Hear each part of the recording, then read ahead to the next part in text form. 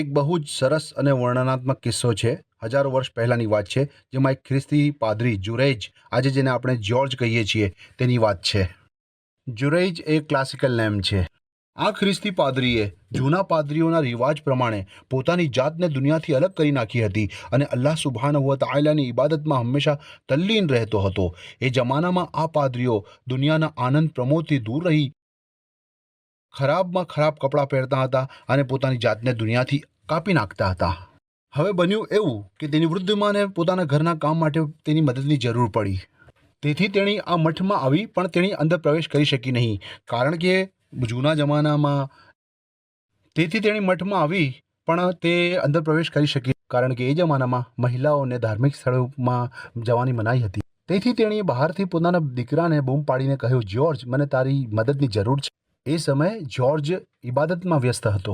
તેણે પોતાની જાતને કહ્યું, ઓ અલ્લાહ, શું હું મારી નમાઝને પ્રાધાન્ય આપીને નમાઝ ચાલુ રાખું કે મારી માની પોકારનો જવાબ આપું? જુરૈજે નમાઝ ચાલુ રાખી અને પોતાની માની અવગણના કરી.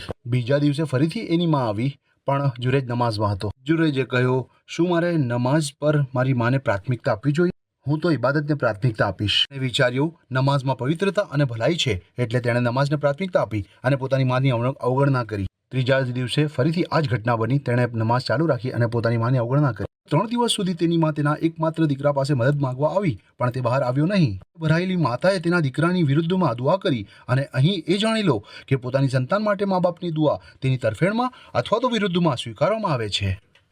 જુરૈજની માતાએ દુઆ કરી, ઓ અલ્લાહ, જ્યાં સુધી જુરૈજ વેશ્યાઓના ચહેરાને ન જોઈ લે ત્યાં સુધી તેને મોત આપશો નહીં. આનો અર્થ એ થયો કે તેની પ્રતિષ્ઠાને નષ્ટ થવા દો અને તેને વેશ્યાઓ સાથે જોવા દો. ગુસ્સામાં તેણીએ આ શબ્દો કહી નાખ્યા.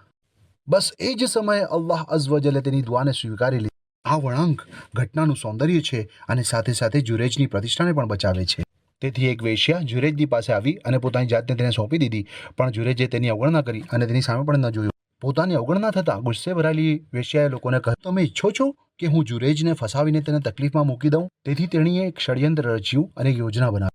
પણ જુરૈજ તેની ચાલમાં ફસાયો નહીં. જ્યારે તેણી તેને વશમાં કરી શકી નહીં, તો તેણી એક અન્ય વ્યક્તિ, ભરવાડ ખેડૂત પાસે જઈને ગર્ભવતી બની ગઈ. તેણીએ દાવો કર્યો કે આ બાળકનો પિતા જુરૈજ છે.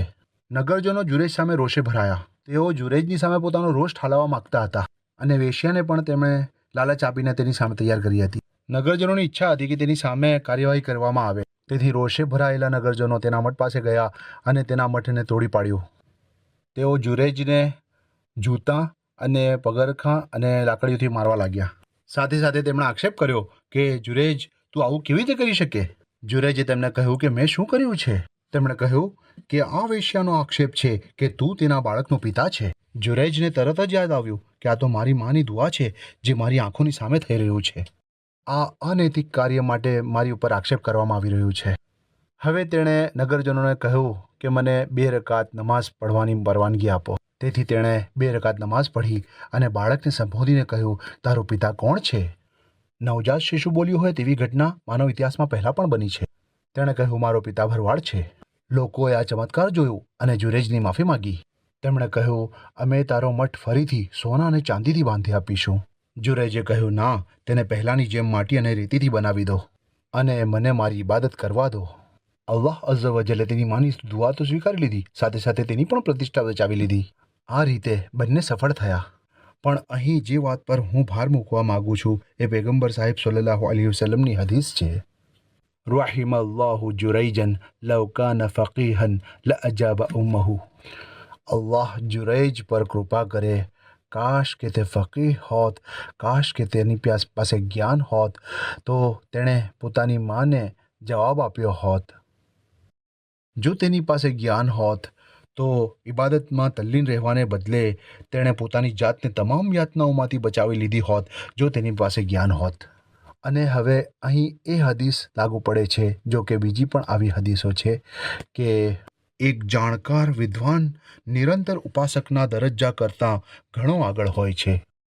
અહીં જ્યોર્જ રોઝો રાખે છે, ઇબાદત કરે છે, જિકર કરે છે, પોતાની જાતને દુનિયાથી કાપી નાખે છે, પણ તેની ઇબાદતમાં તેની પાસે જ્ઞાન ન હતું અને આ જ કારણથી તેણે નુકસાન ભોગવવું પડ્યું. જો કે તેની ઇબાદતના કારણે અલ્લાહ અઝ્વજલે તેને યાતનાઓમાંથી બચાવી લીધો, છતાં પણ ઇબાદત કરતાં જ્ઞાન સર્વોપરી છે એ અહીં ઇશારો છે. જો કે બંદગીના કાર્યો ઉમ્દા અને પવિત્ર હોય છે, પણ ફરાઈઝ પછી સૌથી પવિત્ર કાર્ય જ્ઞાન છે.